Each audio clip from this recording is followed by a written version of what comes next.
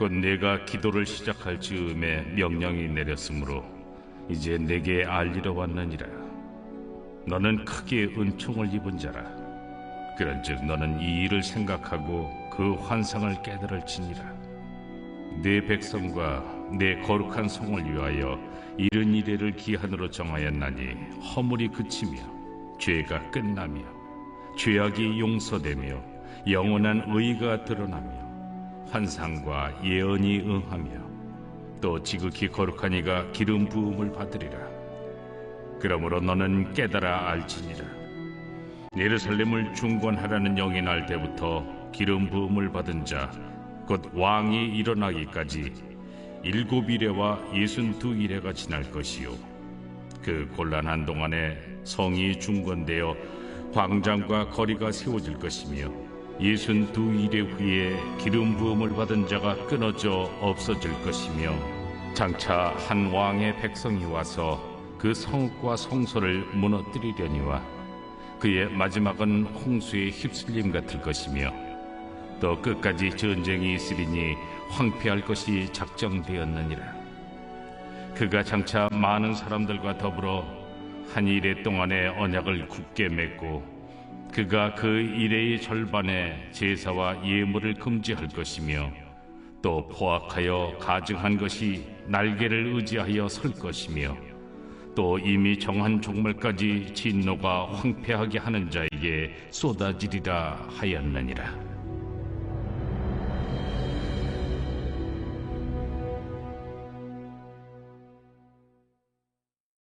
자, 오늘은 다니엘 9장의 70일의 예언에 대한 아주 흥미로운 신학적 해석 모델 하나를 깊이 파고들어 보려고 합니다.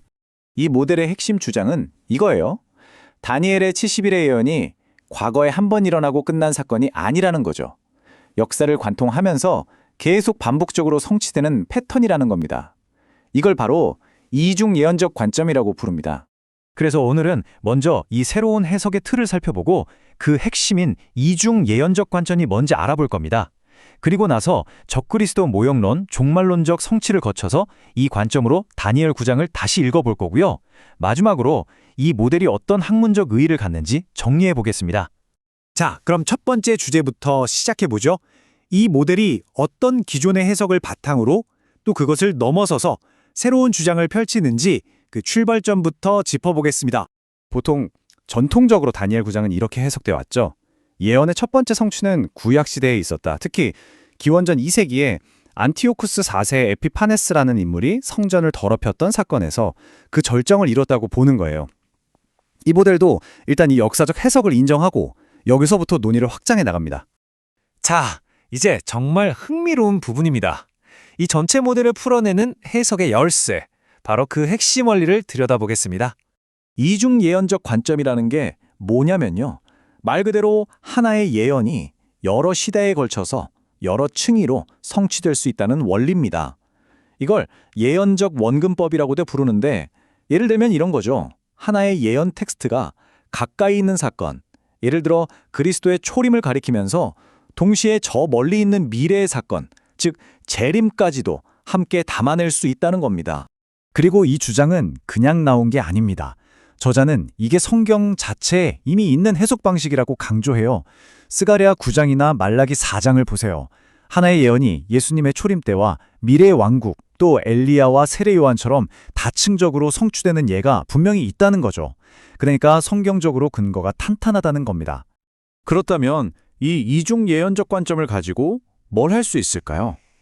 이 모델이 이걸 어떻게 적용해서 과거의 사건과 미래의 종말을 연결하는지 바로 적그리스도 모형론을 살펴보겠습니다. 여기서 아주 결정적인 전환점이 등장합니다. 바로 예수님께서 직접 다니엘 9장을 인용하셨다는 사실이에요. 마태복음 24장을 보면 서기 70년에 로마 군대가 예루살렘을 파괴할 것을 예언하시면서 다니엘서를 언급하시거든요. 이게 바로 신약적 적용의 시작인 셈이죠. 이걸 통해 안티오쿠스 4세의 뒤를 잇는 또 다른 모형, 바로 로마의 티투스 장군이 등장하게 됩니다. 자, 보세요. 이렇게 점진적인 모형론이 만들어지는 겁니다. 첫 번째 단계는 역사적 모형인 안티오쿠스 4세고요. 두 번째 단계는 그 중간 다리 역할을 하는 티투스 장군, 그리고 이 둘은 모두 마지막에 나타날 종말론적 원형, 즉 최종 적그리스도를 가리키는 예표, 그림자 역할을 한다는 거죠. 이런 모형론적 구조는 자연스럽게 예언의 마지막 장으로 우리를 이끕니다. 신약 성경이 그리는 중말의 때, 그 최종적이고 극적인 성취는 과연 어떤 모습일까요? 이 주장이 더 설득력을 얻는 이유는 신약의 저자들이 실제로 다니엘의 이미지를 그대로 가져와서 종말을 묘사하기 때문입니다. 예를 들어 요한계시록 13장에 나오는 짐승은 다니엘 7장의 네 짐승을 합쳐놓은 모습이고요. 또 다니엘서에서 성도를 박해하는 장면은 요한계시록에서 그대로 반복됩니다. 바울이 데살로니가 후서에서 말한 불법의 사람 역시 다니엘의 작은 뿔과 아주 흡사하죠. 이렇게 직접적인 연결고리들이 있다는 겁니다. 그리고 이 미래적 성취에 대한 논의에서 아주 중요한 그리고 논쟁적인 지점이 바로 성전에 대한 해석입니다. 오 박사는 앞으로 예루살렘의 문자 그대로의 물리적인 제3성전이 다시 세워질 거라고 봅니다. 반면에 그레고리 빌 같은 학자들은 여기서 말하는 성전이 교회 공동체를 상징하는 것이라고 해석하죠. 여기서 해석이 크게 갈리는 겁니다. 자, 이렇게 해석의 틀을 다 세웠습니다. 그럼 이제 이 신역적인 렌즈를 가지고 다시 다니엘 9장 본문으로 돌아가 보죠. 과연 본문이 어떻게 다르게 읽힐까요? 결국 이 질문에 답해야 합니다. 이 이중 예언적 관점이라는 틀을 받아들였을 때 다니엘 9장 24절에서 27절을 읽는 우리의 방식이 구체적으로 어떻게 달라지는가, 이걸 적용했을 때 어떤 새로운 통찰을 얻을 수 있는가 하는 거죠. 이 표가 그 적용 결과를 아주 잘 보여줍니다. 각 구절이 어떻게 구약시대의 성취와 신약 종말론적 성취 두 가지 의미를 동시에 갖게 되는지 보여주는 거죠. 예를 들어 27절에 멸망에 가증한 것이라는 구절을 보세요. 1차적으로는 안티오쿠스 4세가 성전을 더럽힌 사건을 가리키지만 그걸 넘어서 최종적으로는 적그리스도가 제3성전에서 자신을 신으로 내세울 사건을 예표하는 것으로 이렇게 이중적으로 해석되는 겁니다. 핵심 구절들이 모두 이런 식으로 역사적 의미와 종말론적 의미를 함께 품게 되는 거죠. 자, 이제 마지막으로 이 모델이 학문적으로 어떤 기여를 하는지 그 의의를 정리하면서 마무리하겠습니다. 이 모델의 가장 큰 기여는 이것입니다. 다니엘의 예언을 과거에 한번 일어난 단일 사건으로 보지 않고 역사를 통해 계속 전개되다가 그리스도의 재림 때의 그 궁극적인 의미가 완성되는 하나의 거대한 순환 패턴으로 재구성했다는 점이죠. 이런 관점은 신학적으로 아주 중요한 몇 가지 함의를 갖습니다. 첫째, 예언 성취 사이에 공백 기간이 있다고 보는 세대주의의 간격설을 비판적으로 넘어서고요. 둘째, 다니엘서와 신약의 요한계시록 같은 종말론을 직접적으로 연결하는 튼튼한 다리를 놓아줍니다. 그리고 마지막으로 예언을 해석할 때 그 예언이 처음 주어졌던 역사적 맥락과 그것이 가리키는 궁극적인 종말론적 그림을 둘 다 놓치지 않는 아주 입체적인 접근법을 제시하는 거죠. 결국 이 순환적 예언 모델은 우리에게 이런 근본적인 질문을 던집니다. 우리는 역사를 그저 지나가버린 과거 사건들의 나열로 볼 것인가? 아니면 하나님의 계시가 점진적으로 또 반복적으로 펼쳐지는 거대한 무대로 이해할 것인가? 역사와 그 신학적 의미에 대한 우리의 관점 자체를 다시 생각하게 만드는 거죠. 자, 오늘 우리가 함께 깊이 들여다볼 자료는 위트니스 오 박사의 저서 설교자를 위한 다니엘서의 신학과 구조에서 발췌한 내용입니다. 이번 분석의 목표는 아주 명확한데요. 바로 다니엘서 9장의 그 유명한 70일의 예언에 대해서 저자가 제시하는 아주 독특한 프레임워크가 있거든요. 이른바 신약적 70일의 해석의 내부를 한번 제대로 파헤쳐 보는 겁니다. 이 자료는 이중 예언적 관점이라는 좀 특별한 렌즈를 통해서요, 우리가 알던 예언을 완전히 새롭게 읽어내고 있어요. 그리고 그 결과가 어떤 종말론적 그림으로 이어지는지를 보여주죠. 한마디로 구약시대에 이미 다 끝난 줄 알았던 예언이 사실은 신약시대를 거쳐서 역사의 마지막 순간에 다시 한번 훨씬 더 큰 규모로 반복된다는 상당히 대담한 주장입니다. 맞습니다. 그래서 오늘 저희의 접근법은요, 단순히 내용을 요약해서 전달하는 데 그치지 않을 겁니다. 그보다는 이 주장을 떠받치고 있는 그 논리적인 기둥들이 뭘까, 그 설계도를 한번 역으로 추적해보는 작업에 가깝다고 할 수 있죠. 먼저 이 모든 해석의 출발점이 되는 이중 예언적 관점이라는 해석 원리가 과연 뭔지, 그 본질을 분석해 보고요. 그 다음에 이 원리가 다니엘서의 예언 구조 자체를 어떻게 재편성하는지, 그리고 최종적으로 어떤 종말론적 체계를 세우게 되는지, 그 논리의 흐름을 단계적으로 따라가 보겠습니다. 뭐랄까, 저자가 어떤 논리적 블록을 하나하나 쌓아서 이 거대한 그림을 완성했는지 그 설계도를 뜯어보자는 겁니다. 좋습니다. 설계도를 뜯어본다니 아주 흥미로운데요. 그럼 가장 기초가 되는 블록, 바로 그 핵심 해석 원리부터 시작해보죠. 이 프레임워크의 근간이 되는 이중 예언적 관점. 자료에서는 원근 통시법적 예언 기법이라는 좀 더 학술적인 용어도 쓰던데요. 이게 정확히 어떤 개념인가요? 이건 마치 음악의 주제 선율 같다고 생각하시면 이해가 쉬울 겁니다. 하나의 예언이라는 그 주제 멜로디가 역사 속에서 여러 번 변주되어서 연주되는 개념이거든요. 자료에 따르면요, 다니엘서의 예언은 기원전 2세기에 안티오쿠스 4세라는 인물을 통해서 처음으로 그 주제가 연주됩니다. 성전을 모독하고 하나님의 백성을 핍박하는 그 사건이 예언의 원형, 그러니까 아키타입이 되는 거죠. 하지만 그걸로 곡이 끝나지 않아요. 주후 70년에 로마의 티토스 장군이 예루살렘을 파괴하면서 그 주제가 한 번 변주되고요. 또 1세기 후반에 도미티아누스 황제가 기독교인들에게 황제 숭배를 강요하면서 또 한 번 변주되죠. 그리고 마침내 역사의 마지막에 등장할 적그리스도를 통해서 이 모든 변주가 합쳐진 장엄한 피날레로 끝을 맺는다, 이런 구조입니다. 같은 멜로디가 계속 반복되고 확장되면서 최종적인 성취를 향해 나아가는 셈이죠. 아, 그러니까 하나의 예언이 단발성 사건으로 그냥 소모되고 끝나는 게 아니라 역사 속에서 반복되는 일종의 패턴 혹은 청사진으로 기능한다는 말씀이시군요. 그런데 이런 해석을 뒷받침할 만한 성경적인 근거가 분명히 있어야 할 텐데요. 저자는 어떤 점을 가장 결정적인 증거로 제시하나요? 바로 예수님의 말씀, 마태복음 24장을 핵심 근거로 삼습니다. 예수께서 종말에 대해 말씀하시면서 선지자 다니엘이 말한 바 멸망에 가증한 것이 거룩한 곳에 선 것을 보거든 이라고 직접 언급하시거든요. 여기서 중요한 건 이거예요. 예수님이 다니엘의 예언을 과거, 기원전 2세기에 이미 일어난 사건으로만 보지 않으셨다는 점입니다. 앞으로 닥칠 주후 70년의 예루살렘 멸망, 그리고 더 나아가 세상 끝날에 일어날 사건에 직접 적용하셨다는 거죠. 저자는 바로 이 지점에서 예언의 반복적 성취라는 패턴이 성경 자체에 내재된 해석학적 열쇠라고 주장하는 겁니다. 예수님 자신이 이 원근통시법의 유효성을 증명해 주셨다는 거죠. 알겠습니다. 그럼 이 반복되는 패턴이라는 강력한 렌즈를 가지고 논의의 핵심인 다니엘서 9장 70일의 본문을 다시 들여다보면 정말 완전히 새롭게 보이겠네요.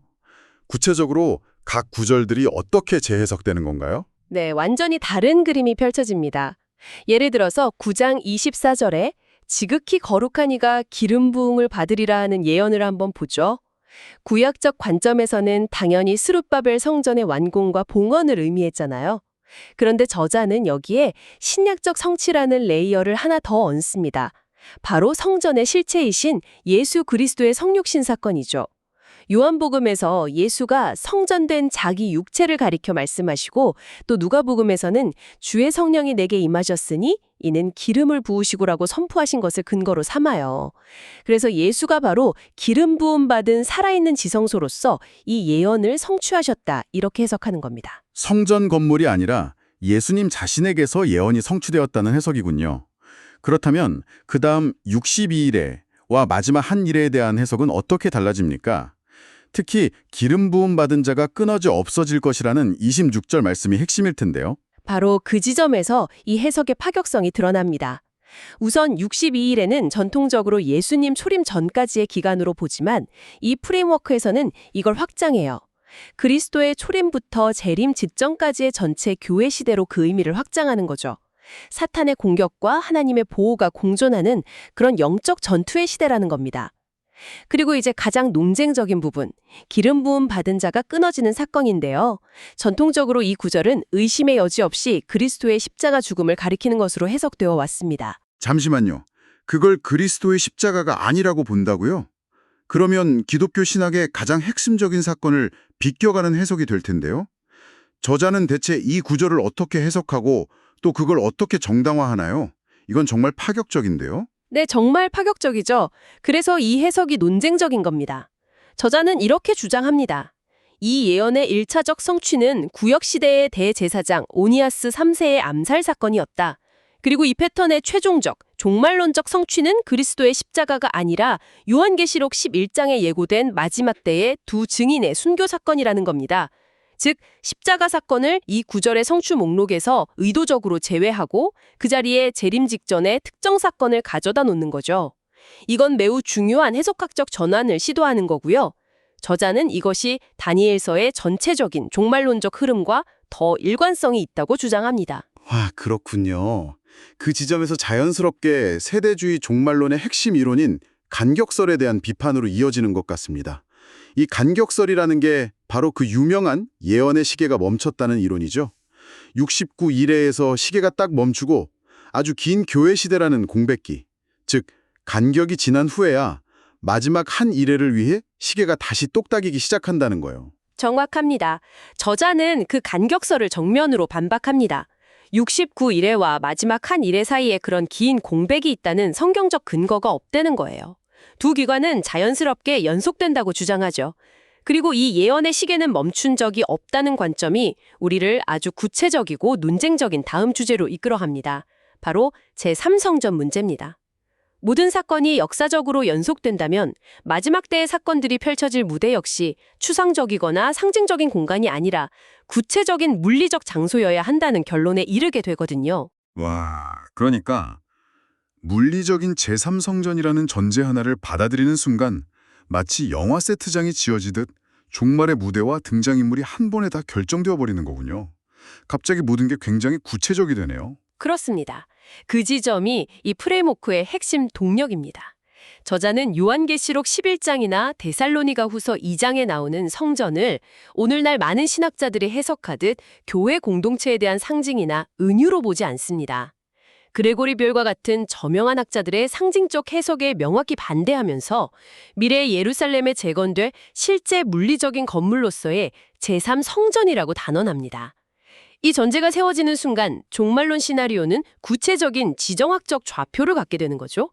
그 성전은 적그리스도가 나타나 자신을 신이라 선포하고 또 멸망에 가증한 것을 세우는 바로 그 장소가 되는 겁니다. 무대뿐만 아니라 등장인물도 명확해지겠네요. 계시록 11장의 성전 측량 장면을 보면 성전 안에서 경배하는 자들은 보호하고 성전 바깥 마당은 내준다는 구절이 나오는데 이 역시 물리적인 성전을 전제해야만 의미가 분명해지겠군요. 맞습니다. 저자는 이를 근거로 마지막 때에 신실한 유대인들의 회복이 있을 것을 암시한다고 봅니다. 이처럼 구체적인 무대와 대상이 설정되면서 마지막 대결 구도가 아주 선명하게 그려지죠. 한쪽엔 말 그대로 어벤져스 빌런팀이 꾸려지는 겁니다. 바다에서 온 짐승인 적그리스도, 땅에서 온 짐승인 거짓 선지자, 또 이들을 뒷받침하는 사악한 정치 종교 연합체인 음녀 바벨론, 그리고 그 하수인들까지 거대한 악의 연대가 형성되는 거죠. 그런데 반대편 진영도 그냥 박해받고 순교하는 무력한 존재로만 그려지지는 않을 것 같습니다. 이 해석의 논리대로라면 말이죠. 바로 그 점이 또 하나의 중요한 관점의 전환입니다. 반대편 진영, 즉 두 증인과 13만 4천으로 대표되는 마지막 때의 성도들은 단순히 핍박받는 피해자가 아니에요. 저자는 이들을 그리스도의 거룩한 신부인 동시에 적그리스도 세력에 맞서서 종말론적 거룩한 전쟁을 능동적으로 수행하는 하나님의 군대로 규정합니다. 이것은 교회를 수동적으로 환란을 견디는 존재가 아니라 마지막 역사 속에서 하나님의 주권을 위해 싸우는 전투적 주체로 보는 아주 적극적인 교회론이라고 할 수 있습니다. 이 모든 논의를 종합해보면 정말 하나의 거대한 서사가 완성되는군요. 기원전 2세기에 처음 등장했던 성전 모독과 하나님의 백성에 대한 박해라는 패턴이 역사 속에서 여러 번 반복되다가 마침내 미래에 재건될 물리적 제3성전이라는 실제 무대 위에서 적그리스도의 군대와 하나님의 군대 간의 최종적인 갈등으로 폭발하며 절정에 이른다는 이야기네요. 그렇습니다. 구약의 예언이 신약과 종말의 사건들을 통해서 점진적으로 그리고 최종적으로 성취된다는 거대한 파노라마를 그리고 있는 거죠. 그렇다면 이제 우리는 이 프레임워크가 오늘날 우리에게 던지는 전략적 함의가 무엇인지 질문해야 합니다. 첫째, 성경 해석에 대한 도전입니다. 예언을 단일 사건이 아닌 반복 성취의 관점에서 보도록 요구하고요. 특히 성전이나 특정 예언들을 순수하게 상징적으로만 해석하려는 현대 신학의 주류 경향에 강력한 질문을 던지는 거죠. 교회론과 종말론에 대한 함의도 클 것 같습니다. 대환란이라는 것이 막연한 고난의 시기가 아니라 구체적인 시간과 공간 속에서 벌어지는 실제 사건이 되고 그 안에서 교회의 역할도 완전히 재정이 되니까요. 맞습니다. 이 프레임워크는 대환난을 미래의 구체적인 기간으로 설정하고 그 안에서 교회의 역할을 박해를 견디는 수동적 대기자가 아니라 거룩한 전쟁을 수행하는 능동적 군대로 재규정합니다. 이는 교회가 성도들을 어떻게 준비시켜야 하는지, 즉 죄자도와 종말에 대한 교육 방향에 직접적이고 아주 심대한 영향을 미칠 수 있는 주장입니다. 마지막 때를 기다리는 방식이 완전히 달라질 수 있다는 거죠. 마지막으로 이 해석에 너무 깊이 빠져들기 전에 저자 자신이 제시하는 중요한 주의사항을 짚고 넘어가야 할 것 같습니다. 일종의 안전장치 같은 건데요. 네, 아주 중요한 지적입니다. 저자는 이 모든 종말론적 적용에 앞서서요, 다니엘서의 1차적 의미가 기원전 2세기의 원독자들에게 있었다는 점을 절대로 잊어서는 안 된다고 거듭 강조합니다. 그 역사적 문법적 의미를 철저히 분석하고 이해하는 단계를 건너뛴 채 곧바로 종말론적 상상력으로 직행할 경우 심각한 해석의 오류에 빠질 수 있다는 경고죠. 이 원칙은 이처럼 대담한 해석을 시도하는 데 있어 반드시 필요한 브레이크 장치와도 같습니다. 오늘 우리는 위트니스 오 박사의 자료를 통해 다니엘서 71의 예언을 역사적으로 반복되는 하나의 거대한 패턴으로 재해석하는 신약적 71의 프레임워크를 심도 있게 분석해봤습니다. 이 해석은 예언의 성취를 단일 사건에 가두지 않고 기원전 2세기부터 그리스도의 재림 직전까지 이어지는 거대한 파노라마로 확장시키죠. 그리고 그 정점은 미래에 세워질 물리적인 제3성전을 무대로 적그리스도의 세력과 하나님의 군대 간에 벌어질 최종적인 종말론적 거룩한 전쟁을 예고하는 것으로 귀결됩니다. 이 논의를 마무리한요. 이 내용을 접하는 신학자이자 전략적 의사결정자로서 생각해볼 질문을 하나 남기고자 합니다. 이 프레임워크가 적그리스도의 마지막 활동 무대로서 물리적인 미래의 제3성전 재건을 핵심적인 전제로 삼고 있다는 점을 한번 생각해 보십시오. 이러한 종말론적 모델이 지금 이 송강에도 극도로 민감하게 돌아가고 있는 현대 중동의 지정학적, 종교적 상황 분석에 과연 어떤 영향을 미칠 수 있을까요? 그리고 더 나아가 신앙 공동체의 지도자들은 이처럼 구체적이고 문자적인 종말론과 보다 상징적이거나 역사 비평적인 다른 해석들 사이에서 어떻게 신학적 균형을 잡고 공동체의 미래를 위한 전략적 방향을 설정해야 할까요?